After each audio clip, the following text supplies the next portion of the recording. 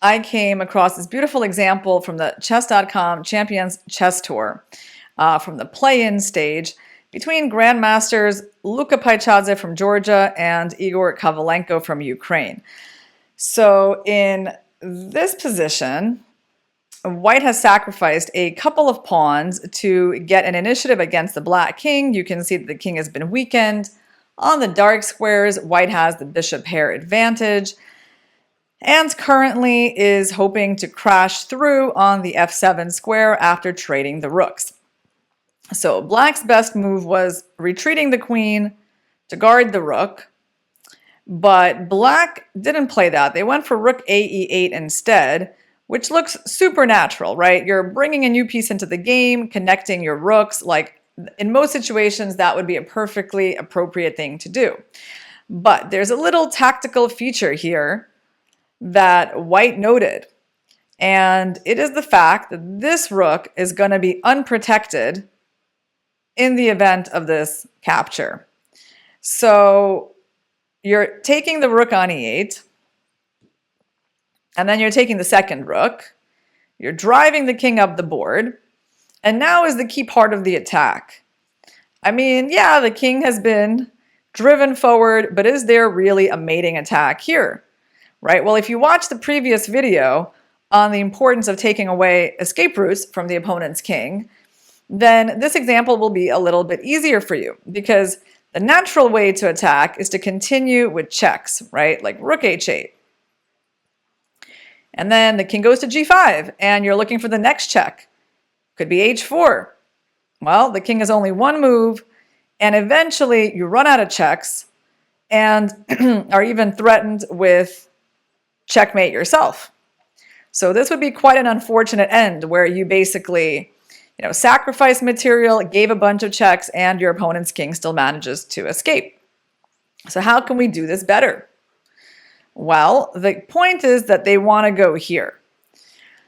So do we have a way of efficiently taking that square away from them? We do, and that is something that can be done by the pawn.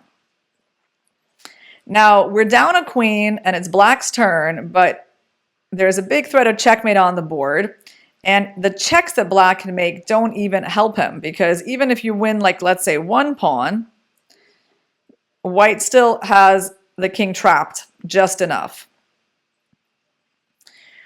So this square is also off limits to the black queen. That's very important, that you don't have like some kind of perpetual. And let's say you go queen to c3. You're trying to hold that square. Now we check, and now what? The king has two squares he can run to, so you don't necessarily want to just keep checking him. We have to use this strategy one more time and look at the escape routes and think about whether we have a chance to keep them closed. So rook e4 is the cool way to do it. This rook is doing so much. Like, she covers e1, she covers g4 and h4. Very powerful rook. And e5, actually. So there's not even like queen a1 check, queen e5 check. And right now we're threatening two different checkmates, which Black is not going to be able to stop. So in the game, Black saw the hopelessness of their situation and actually just preferred to give up the queen for one of the rooks, and White eventually converted this material advantage. Now, when I saw this move, queen takes f7, it really reminded me of a very famous game from Judith Polgar that I would be remiss not to show you. And here we go. This is from 1989.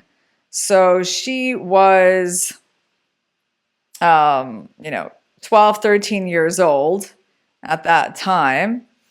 She was playing a grandmaster, Lars Bo Hansen from Denmark. And she was white in a very sharp position, where her own king is kind of not the safest looking. This pawn is threatened with check. She went king h4, and Black should have kept checking the king like this. But instead, they thought they had time to take the pawn. And rook e4 is a big threat. So there's not really time to comfortably take the pawn in f7. So what did Judith have planned here? Well, it was this beautiful queen sacrifice, pulling the king into a check so the rooks could attack with check. And either you're going to checkmate the king like that, or if he goes back, you're going to checkmate with the two rooks using the fact that the bishop cuts off the king. So, you know, in chess, you often see combinations that remind you of famous games, right? And you kind of need some chess, some knowledge of chess history for that. And it's kind of nice, yeah, when you see something, you're like, oh, yeah, I know something very similar to that. And by the way, when you're playing your own games, it's like actually often leads you to the right path, right? Like all these examples, you learn them so you can apply them in your own games. So finally, guys, another inspiring example from the Champions Chess Tour was this game between Matthias Bluebaum and Daniel Dubov. Let's see this moment. It was a pretty crazy game. I have to say that I really love the congregation of pieces in the center. You know, we do say that knights like to be in the center. Well, I guess Daniil is trying to illustrate why that's a good idea. And bishop pointing at the king, bishops on open diagonals. Actually, black has a lot of things that really we should be aiming for when we play chess, right? Rook on the open file. I mean, the only thing is that black is down a little bit of material. They are missing a rook, as you can see, but they have a minor piece for it. And, you know, their king looks a little weaker than since it doesn't have like a pawn in h7, for example. But other than that, black's pieces look excellent. And there is definitely plenty of compensation. So here, when white's rook was under attack, they really should have been, desperate to get this knight into the game. And their best move was like to ignore the rook, try to get the knight to e6. But instead, they did something that is very common, right? Which is to be rather materialistic and try to hold on to material. So they went rook d1. And now black has a winning shot that is going to be a little bit unexpected, but I'm going to give you guys a chance to think about it. And it has to do with that square. So that is a very sensitive square in white's position. You're currently attacking it with two pieces. How do we somehow break through to that square? So you can pause the video and think about that. So out of nowhere comes this strike with the pawn.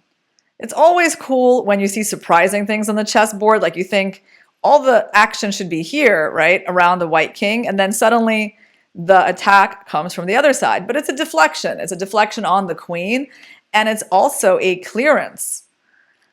So the point is that when the pawn takes, that you've actually cleared the square for the knight.